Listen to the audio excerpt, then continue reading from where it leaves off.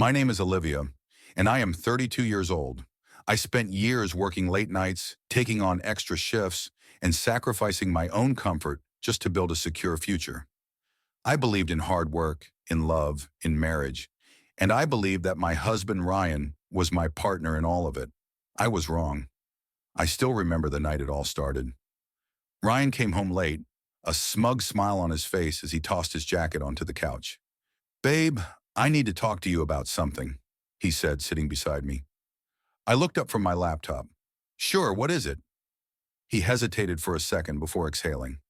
"My mom needs help with some bills, and my brother is struggling too.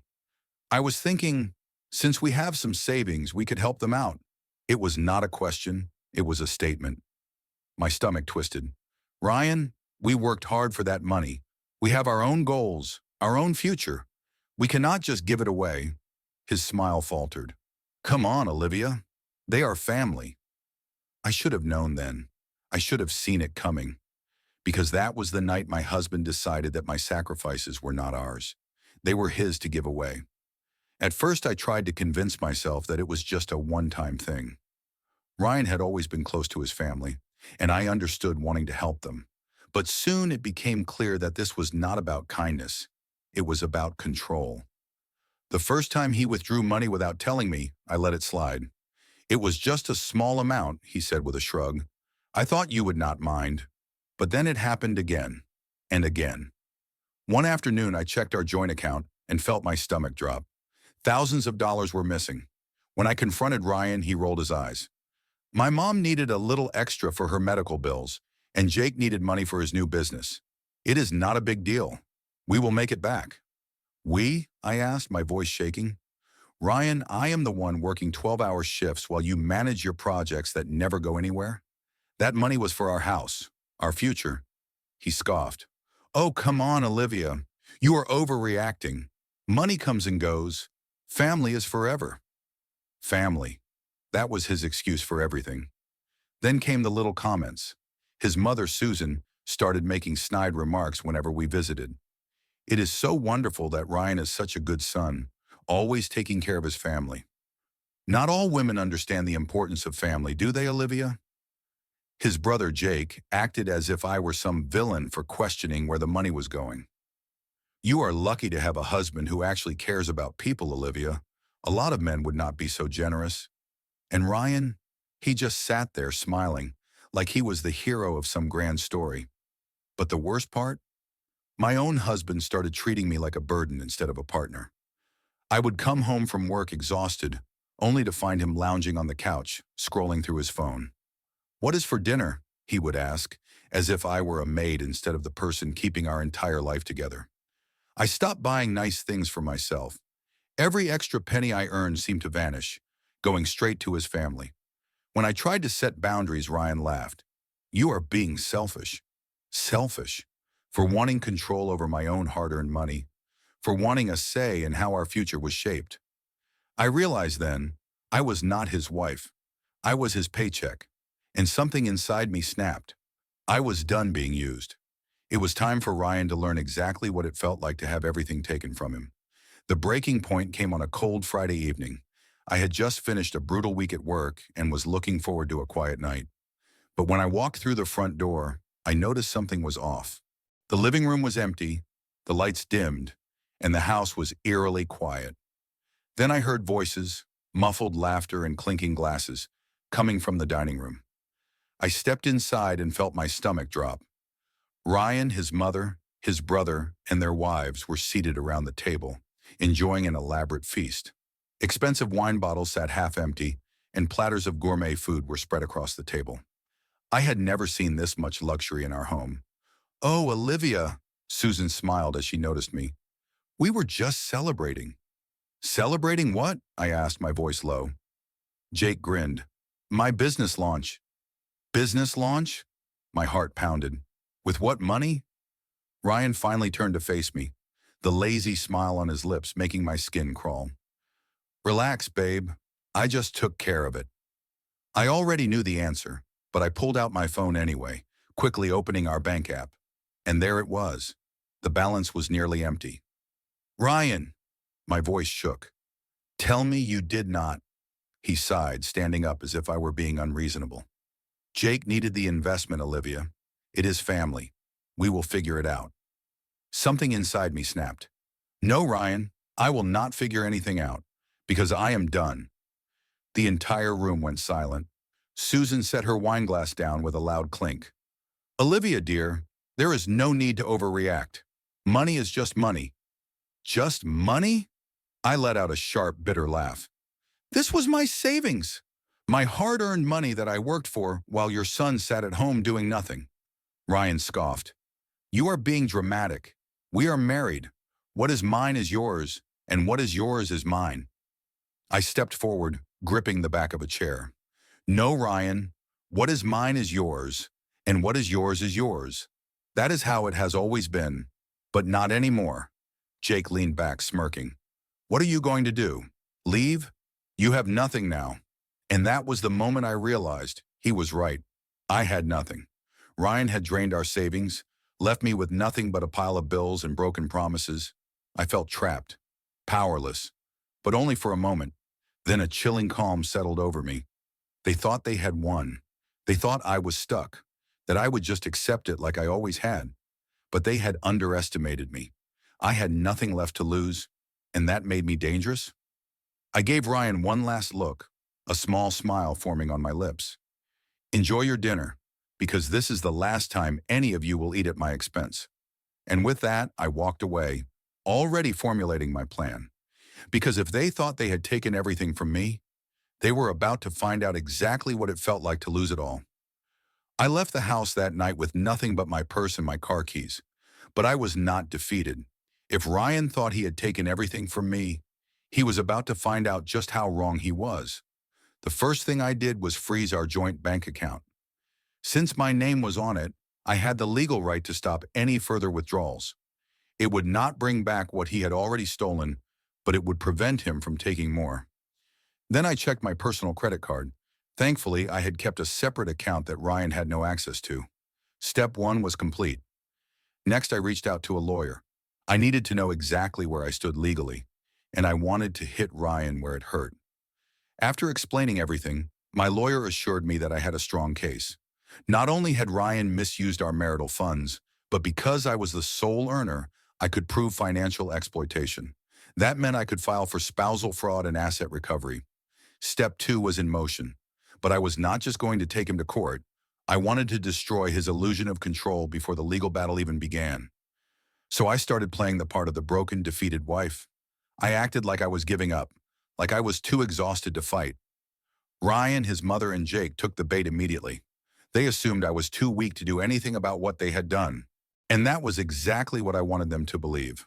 While they were busy celebrating their so-called victory, I started collecting evidence. Bank statements, texts, call logs.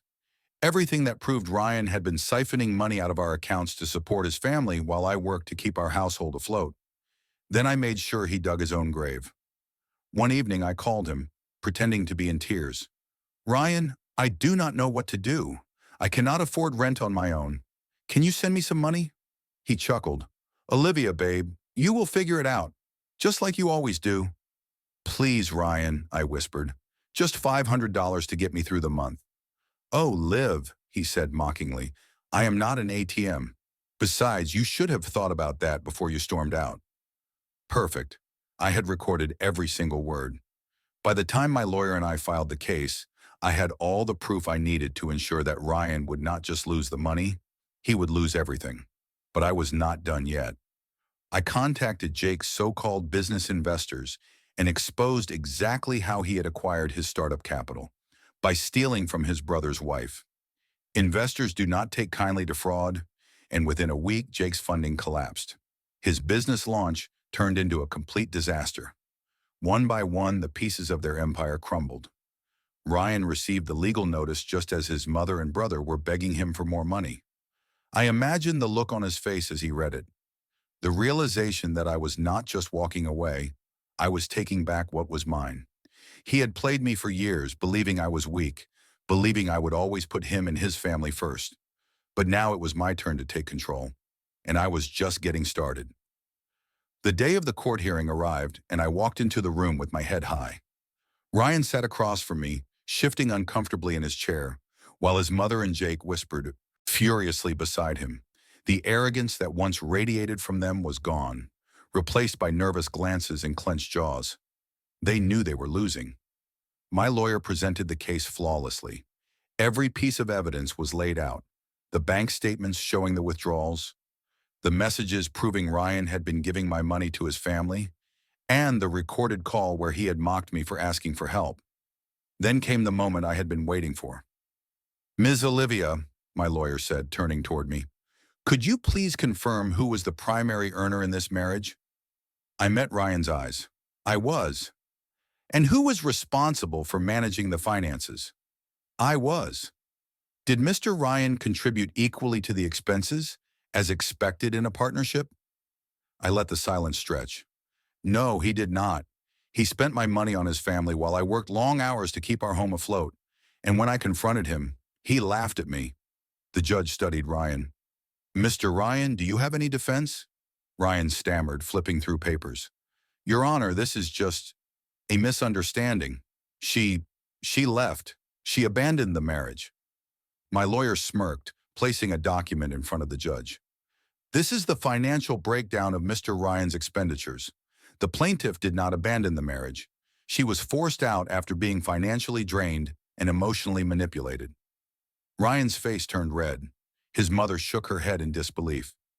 Jake slumped back in his chair, knowing full well that his free ride was over. The judge sighed. "Based on the evidence, the court rules in favor of Miss Olivia. She is entitled to financial restitution for the funds taken under false pretenses. Additionally, she will be granted full control over the remaining marital assets." Ryan's head snapped up. "What? That is not fair." The judge shot him a sharp look. "What is not fair is that you exploited your wife for years. Consider this a lesson in responsibility. Court dismissed." As I stepped outside the courtroom, Ryan rushed after me. "Olivia, wait!" "We can talk about this. We can fix this." I turned slowly, looking him dead in the eyes. "Fix this? The way you fixed our finances? The way you used me until there was nothing left? No, Ryan, you do not get another chance." His mother grabbed his arm, pulling him back. "You will regret this, Olivia." I let out a soft chuckle. "I regret trusting you all for so long, but this is the best decision I have ever made." I walked away, leaving them standing there, broke, defeated, and with no one left to manipulate. Justice had been served, and I had finally taken back my life. The days following the court ruling felt surreal. For the first time in years, I could breathe without the weight of someone else's expectations pressing down on me. The money that had been stolen from me was being returned in monthly installments, but more than that, I had reclaimed something far more valuable: my freedom. Ryan and his family tried to do damage control, but their reputations were already in ruins. The news spread quickly within our social circle. How Ryan had drained our savings, how Jake's business was built on fraud, how Susan had encouraged it all. People who once admired them kept their distance now, unwilling to be associated with such disgrace. Ryan tried to reach out multiple times, first with angry texts, then with pathetic apologies. "We can work things out," he wrote. "I made mistakes, but I still love you." I deleted every message without responding. Jake's business collapsed entirely. Investors pulled out, leaving him drowning in debt. Susan, once the proud matriarch, was now struggling to keep her own finances afloat. And Ryan? He lost everything. His easy life, his financial support system, his false sense of superiority. I heard from a mutual acquaintance that he had moved back in with his mother. Meanwhile, I had moved on. With my finances restored, I was able to start fresh. I found a beautiful apartment overlooking the city, a place that was entirely mine, where every piece of furniture, every decoration, was chosen for me, not to impress anyone else. I reconnected with friends I had lost touch with, spent time doing things that made me happy, and most importantly, I invested in my own future. One afternoon, as I sat by the window with a cup of coffee, my phone buzzed. It was an email notification from my lawyer. Confirmation that Ryan had just made his first restitution payment. I smiled. For years, he had treated me like an ATM, like someone whose hard work was his to spend. Now he was paying me back for every cent he took. Poetic justice. I stood up, stretching as I looked out at the skyline. The past was behind me. The betrayal, the exhaustion, the constant feeling of being used. All of it was over. And Ryan? He would live the rest of his life knowing that the woman he underestimated, the woman he drained and discarded, was the one who had the final say. I had won, and I would never let anyone take advantage of me again.